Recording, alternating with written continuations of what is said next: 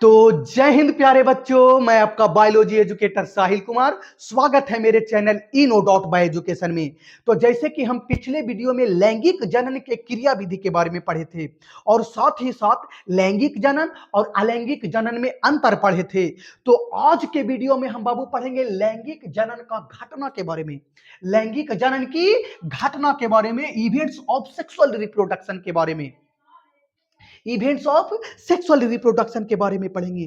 तो वीडियो में आप लास्ट तक बने रहना, बिल्कुल भी छोड़ करके नहीं जाना, नहीं तो लैंगिक जनन का घटना कभी समझ में नहीं आने वाला। चलिए लास्ट तक बने रहना बाबू। लैंगिक जनन का घटना, इसका मतलब क्या होता है?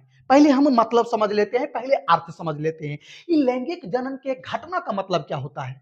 तो देखो, जीवों को लैंगिक जनन करने के लिए, जीवों को क्या करने के लिए, लैंगिक जनन करने के लिए जीवों के शरीर के अंदर अनेकों कार्य होता है, अनेकों क्रिया होती है। जैसे युग्मक बनता है, युग्मक का स्थानांतरण होता है, निषेचन होता है, युग्मनज बनता है, भ्रूण बनता है। यानी लैंगिक जनन करने के लिए जीवों के शरीर के अंदर अनेकों कार्य हो रहा है, अनेकों क्रिया हो रही है। उन्हीं क्रिया को, उन्हीं कार्य को ही हम लोग लैंगिक जनन का घटना कहते हैं। देखो, हम साफ साफ डिफिनेशन में लिख दिए बाबू कि लैंगिक जनन करने के लिए जीवों में होने वाली सभी कार्य या क्रिया को लैंगिक जनन का घटना कहते हैं।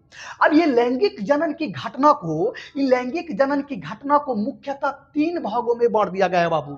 लैंगिक जनन की घटना को मुख्यतः कितने भागों में? 3 भागों में। कितने भागों में? 3 भागों में बांट दिया गया है। कौन कौन से 3 भागों में बांट दिया गया है? तो पहला, निषेचन के पूर्व घटना, प्री फर्टिलाइजेशन इवेंट्स।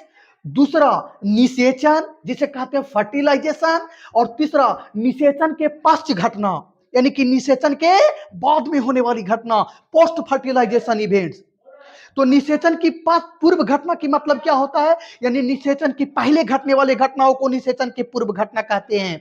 निषेचन का मतलब क्या होता है? नारीयुग्मक शुक्राणु तथा मादायुग्मक अंडाणु के आपस में संलयन होने की प्रक्रिया को हम निषेचन कहते हैं बाबू, फर्टिलाइजेशन कहते हैं। और निषेचन के पश्च घटना का मतलब क्या होता है? कि निषेचन के बाद, यानी कि निषेचन के बाद होने वाली घटनाओं को, पश्च होने वाली घटनाओं को निषेचन के पश्च घटना कहते हैं। तो ये तीनों घटना को हम बिल्कुल इजी तरीका से, बिल्कुल आसान तरीका से हम पढ़ेंगे। चलिए सबसे पहले हम पढ़ते हैं निषेचन के पूर्व घटना, प्री फर्टिलाइजेशन इवेंट्स का मतलब समझते हैं। यानी सिंपल सी बात, निषेचन के पूर्व घटना का मतलब हुआ, पूर्व का मतलब होता है बाबू पहले की बात कर रहा है, पूर्व का मतलब पहले की बात कर रहा है। तो निषेचन के पूर्व यानी पहले घटने वाले घटनाओं को निषेचन के पूर्व घटना कहते हैं। निषेचन के पूर्व यानी पहले घटने वाले घटनाओं को कौन सा घटना? निषेचन के पूर्व घटना कहते हैं। अब निषेचन के पूर्व घटना में मुख्यतः 2 घटना घटती है। निषेचन के पूर्व मुख्यतः कितने घटना घटती है? निषेचन के पूर्व मुख्यतः 2 घटना घटती है। पहला युग्मक जनन और दूसरा युग्मक स्थानांतरण।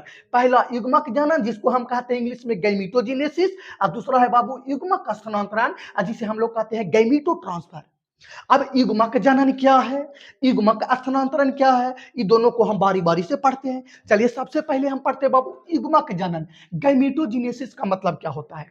तो सिंपल सी बात, नर में नर युग्मक शुक्राणु का निर्माण हो रहा था कि नहीं? मादा में मादा युग्मक अंडाणु का निर्माण हो रहा था कि नहीं?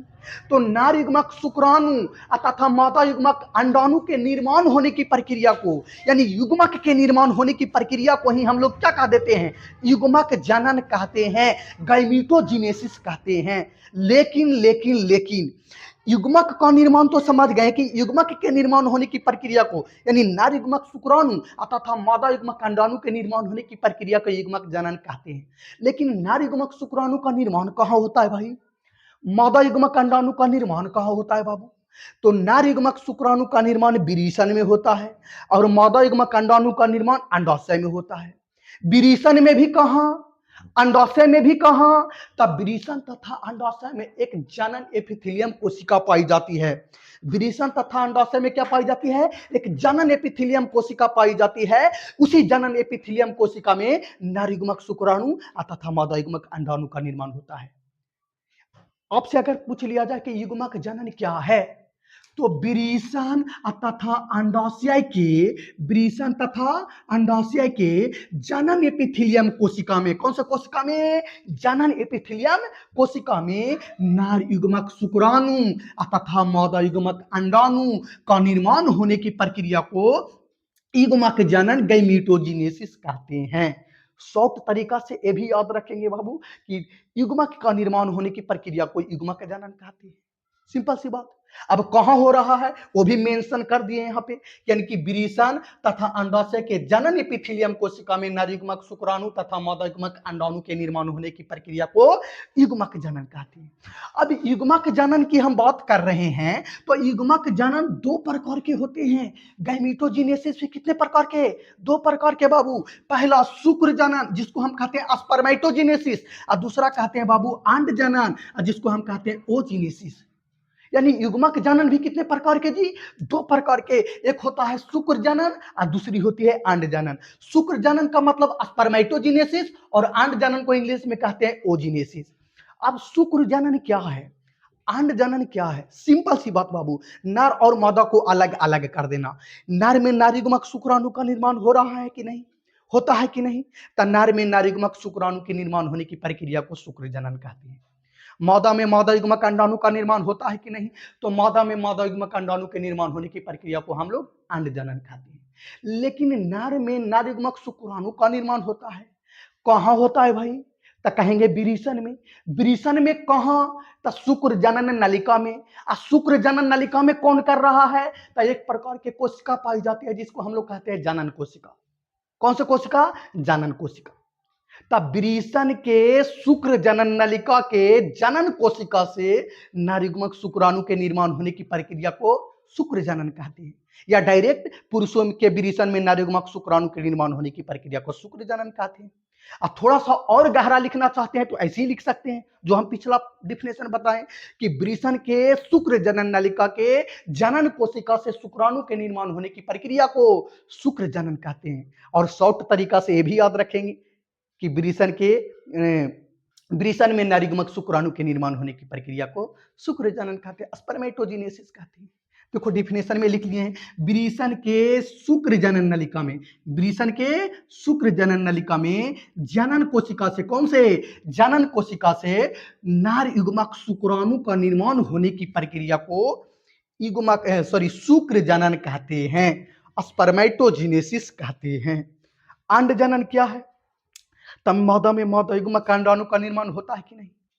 तो मादा में मादा युग्मक अंडाणु के निर्माण होने की प्रक्रिया को अंड जनन कहते हैं। लेकिन मादा में मादा युग्मक अंडाणु का निर्माण कहाँ होता है? तो कहेंगे अंडाशय में। कहाँ? अंडाशय में, ओवरी में।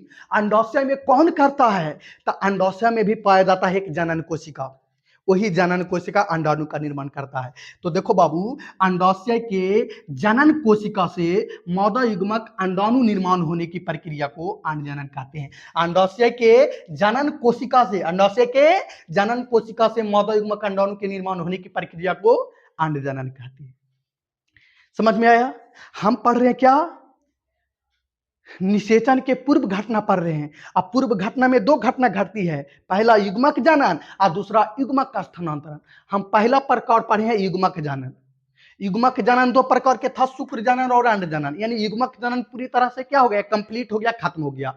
अब हम पढ़ेंगे कौन से? युग्मक स्थानांतरण। कौन से प्रकार? दूसरा युग्मक स्थानांतरण। यानी पूर्व घटना का दूसरा प्रकार क्या है? युग्मक स्थानांतरण, गैमीटो ट्रांसफर।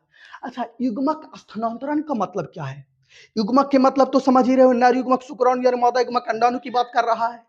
स्थानांतरण का मतलब क्या होता है? एक जगह से दूसरे जगह पर स्थानांतरित होना, है ना जी। तो युग्मक स्थानांतरण के मतलब क्या होता है? यानी कि कहीं ना कहीं युग्मक के स्थानांतरण होने की बात कर रहा है, एक स्थान से दूसरे स्थानों पर जाने की बात कर रहा है। बस बस बस समझ गए प्यारे। तो देखो युग्मक स्थानांतरण का मतलब क्या होता है कि जब नर और मादा मैथुन की क्रिया करती है, मैथुन की, समझ रहे हो ना, नर और मादा मैथुन की क्रिया करती है, तब पुरुषों का नर युग्मक जो होता है, शुक्राणु जो होता है, कहां चल जाता है? स्त्रियों के मादा जनन अंगों, स्त्रियों के जनन अंगों में चल जाता है, या भिजाइना कह दो या योनि कह दो, कुछ भी कह दो। तो यानी कि मैथुन क्रिया के फलस्वरूप, क्या? मैथुन क्रिया के फलस्वरूप नार का नार युग्मक शुक्राणु मैथुन क्रिया के फलस्वरूप नार युग्मक शुक्राणु को मादा के जनन अंगों में यानी योनि या भिजाइना में स्थानांतरण करने की क्रिया को युग्मक का स्थानांतरण कहते हैं। यानी मैथुन क्रिया के फलस्वरूप नार युग्मक का शुक्राणु मादा के जनन अंगों में क्या करना, स्थानांतरण करना, मुक्त करने की क्रिया को ही हम लोग युग्मक स्थानांतरण कहते हैं, गैमीटो ट्रांसफर कहते हैं। मैथुन क्रिया के फलस्वरूप नार युग्मक शुक्राणु को मादा के जनन अंगों में यानी योनि भी कह सकते हो या भिजाइना भी कह सकते हो इंग्लिश में, तो मादा के जनन अंगों में स्थानांतरण करने की क्रिया को या मुक्त करने की क्रिया को ही हम लोग क्या कह देते हैं, युग्मक स्थानांतरण या गैमीटो ट्रांसफर कहते हैं। तो हम लैंगिक जनन के घटना का पहला घटना पढ़ चुके हैं, निषेचन के पूर्व घटना पढ़ लिए। अब हम पढ़ेंगे निषेचन के बारे में। किसके बारे में, निषेचन यानी दूसरी घटना के बारे में पढ़ेंगे। निषेचन के बारे में पहला खत्म हो गया, सॉरी पहला खत्म हो गया, ये दूसरा पढ़ेंगे निषेचन यानी फर्टिलाइजेशन के बारे में। दूसरा पढ़ेंगे निषेचन या फर्टिलाइजेशन के बारे में। तो आप लोग इसी तरह से आप नोट कर लीजिए अच्छे से और हम अगले पॉइंट पढ़ते हैं। तो चलिए बाबू, जैसे हम लैंगिक जनन का पहला घटना यानी निषेचन के पूर्व घटना हम पढ़ लिए, तो हम अब दूसरा घटना पढ़ेंगे जिसका नाम है बाबू निषेचन यानी फर्टिलाइजेशन। अब निषेचन किसे कहते हैं, फर्टिलाइजेशन किसे कहते हैं, बिल्कुल आसान है, बिल्कुल इजी है। देखो निषेचन का मतलब क्या होता है, निषेचन किसे कहते हैं, तो नर में नर युग्मक शुक्राणु का निर्माण होता है कि नहीं, मेल गैमिट स्पर्म का निर्माण होता है कि नहीं, होता है।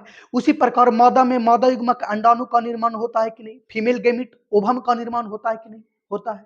तो जब नर युग्मक शुक्राणु और मादा युग्मक अंडाणु दोनों आपस में मिलता है, फ्यूजन करता है, संलयन करता है, जब नर युग्मक शुक्राणु और मादा युग्मक अंडाणु दोनों आपस में फ्यूजन करता है, संलयन करता है, तो संलयन करने की क्रिया को, मिलने की क्रिया को ही हम लोग निषेचन कहते हैं। देखो निषेचन का मतलब क्या होता है, नर में नर युग्मक शुक्राणु का निर्माण होता है, मेल गैमिट स्पर्म का निर्माण होता है। उसी प्रकार मादा में मादा युग्मक अंडाणु का निर्माण होता है, फीमेल गैमिट ओवम का निर्माण होता है। जब ये नर युग्मक शुक्राणु और मादा युग्मक अंडाणु दोनों आपस में संलयन करता है, मिलता है, फ्यूजन करता है, तो फ्यूजन करने की प्रक्रिया को ही, ये दोनों को मिलने की प्रक्रिया को, संलयन करने की प्रक्रिया को ही हम लोग क्या कह देते हैं, निषेचन कहते हैं, फर्टिलाइजेशन कहते हैं। देखो डिफिनेशन लिख दिए हैं, नर युग्मक शुक्राणु तथा मादा युग्मक अंडाणु को आपस में संलयन यानी फ्यूजन होने की प्रक्रिया को निषेचन या फर्टिलाइजेशन कहते हैं। नर युग्मक शुक्राणु तथा मादा युग्मक अंडाणु को आपस में फ्यूजन होने की क्रिया को, आपस में संलयन होने की क्रिया को ही हम लोग क्या कहते हैं, निषेचन, फर्टिलाइजेशन कहते हैं। अब हम निषेचन की बात कर रहे हैं बाबू, ये निषेचन की बात कर रहे हैं, तो निषेचन भी दो प्रकार के होते हैं। कितने प्रकार के, दो प्रकार के होते हैं। Two types of fertilization. निषेचन कितने प्रकार के, दो प्रकार के होते हैं। कौन कौन से, तो एक होता है बाह्य निषेचन, एक क्या होता है, बाह्य निषेचन एक्सटर्नल फर्टिलाइजेशन, और दूसरी होती है अंतः निषेचन इंटरनल फर्टिलाइजेशन। निषेचन दो प्रकार के, एक होता है बाह्य निषेचन एक्सटर्नल फर्टिलाइजेशन और दूसरी होती है अंतः निषेचन इंटरनल फर्टिलाइजेशन। अब बाह्य निषेचन क्या है, अंतः निषेचन क्या है, बिल्कुल इजी तरीका से समझना।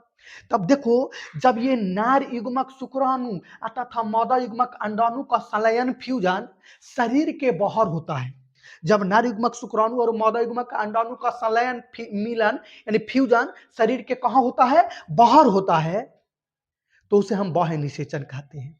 लेकिन अब कहेंगे शरीर के बाहर कहां होता है, तो जल के सतह पर, किस पर, जल के सतह पर। हाँ, तो जब नर युग्मक शुक्राणु तथा मादा युग्मक अंडाणु का संलयन, फ्यूजन शरीर के बाहर जल के सतह पर होता है, तो उसे हम बाह्य निषेचन कहते हैं। देखो डिफिनेशन लिख लिए हैं, जब नर युग्मक शुक्राणु तथा मादा युग्मक अंडाणु का संलयन, फ्यूजन शरीर के बाहर जल के सतह पर होता है, किस पर, जल के सतह पर होता है, तो उसे हम बाह्य निषेचन यानी एक्सटर्नल फर्टिलाइजेशन कहते हैं। अब बाह्य निषेचन की प्रक्रिया किसमें होता है, तो बाबू बाह्य निषेचन की प्रक्रिया मेढक, किसमें, मेढक में होता है, मछलियों में होता है, तथा कुछ जलीय जीवों में, सभी जलीय जीवों में नहीं, कुछ जलीय जीवों में होता है। देखो मेढक में कैसे होता है बाह्य निषेचन, नर क्या करता है, मेल मेढक क्या करता है, मेल मेढक अपने नर युग्मक को जल के सतह पर छोड़ देता है। उसी प्रकार से मादा मेढक भी क्या करता है, अपने अंडाणु को जल के सतह पर छोड़ देता है। जब जल का धारा बढ़ता है तो नर का नर युग्मक जल के सतह पर बह रहा था और उसी प्रकार के मादा का मादा युग्मक अंडाणु भी जल के सतह पर बह रहा। नर जल के सतह पर ही नर युग्मक शुक्राणु और मादा युग्मक अंडाणु दोनों आपस में मिल जाता है, शरीर के बाहर नहीं, जल के सतह पर ही मिल जाता है और मिल करके निषेचन कर लेता है, संलयन कर लेता है। तो निषेचन की क्रिया जल के सतह पर हुआ ना। हाँ, तो जब नर युग्मक शुक्राणु तथा मादा युग्मक अंडाणु का संलयन जल के सतह पर होता है, शरीर के बाहर जल के सतह पर होता है, तो उसे हम लोग बाह्य निषेचन कहते हैं। जैसे बाह्य निषेचन मेढक, मछली तथा कुछ जलीय जीवों में होता है। सेम उसी प्रकार से अंतः निषेचन किस में होता है? अंतः निषेचन का मतलब क्या होता है? तो अंतः निषेचन का मतलब क्या है? सेम उसी तरह से जब नर युग्मक और मादा युग्मक, नर युग्मक शुक्राणु तथा मादा युग्मक अंडाणु का संलयन, फ्यूजन शरीर के बाहर न होकर के शरीर के कहाँ, अंदर होता है। जब नर युग्मक शुक्राणु तथा मादा युग्मक अंडाणु का संलयन, फ्यूजन शरीर के अंदर होता है, तो उसे हम लोग अंतः निषेचन कहते हैं, इंटरनल फर्टिलाइजेशन कहते हैं। देखो डिफिनेशन, जब नर युग्मक शुक्राणु तथा मादा युग्मक अंडाणु का संलयन यानी फ्यूजन शरीर के अंदर होता है, तो उसे हम अंतः निषेचन कहते हैं। अब अंतः निषेचन कौन कौन से जीवों में होता है, कौन कौन से जंतुओं में होता है? तब मनुष्य में अंतः निषेचन होता है, जानवरों में, पक्षियों में कहाँ अंतः निषेचन होता है? मनुष्य में, जानवर में, पक्षी में। जितने भी उच्च वर्ग के जीव जंतु होते हैं, जितने भी उच्च वर्ग के जीव जंतु होते हैं, उसमें अंतः निषेचन होता है। तो बाह्य निषेचन, अंतः निषेचन समझ गए। चलिए एक पॉइंट और समझना, ये मनुष्य में तो अंतः निषेचन होता है, लेकिन शरीर के अंदर कहाँ होता है ये भी याद रखना। तो शरीर के अंदर फलोपियन नलिका में होती है। मनुष्य में निषेचन की क्रिया कहाँ, फलोपियन नलिका में, और फलोपियन नलिका को हम लोग अंडवाहिनी के नाम से जानते हैं और इंग्लिश में फलोपियन ट्यूब्स कहते हैं। तो मनुष्य में अंतः निषेचन होता है, लेकिन कहाँ होता है? तो फलोपियन नलिका में, अंडवाहिनी में, फलोपियन ट्यूब्स में। चलिए इसको हम आगे भी चर्चा करेंगे अगला पॉइंट यानी अगला चैप्टरों में। तो अभी तक इतना याद करिए। चलिए हम अगला पॉइंट पढ़ते हैं।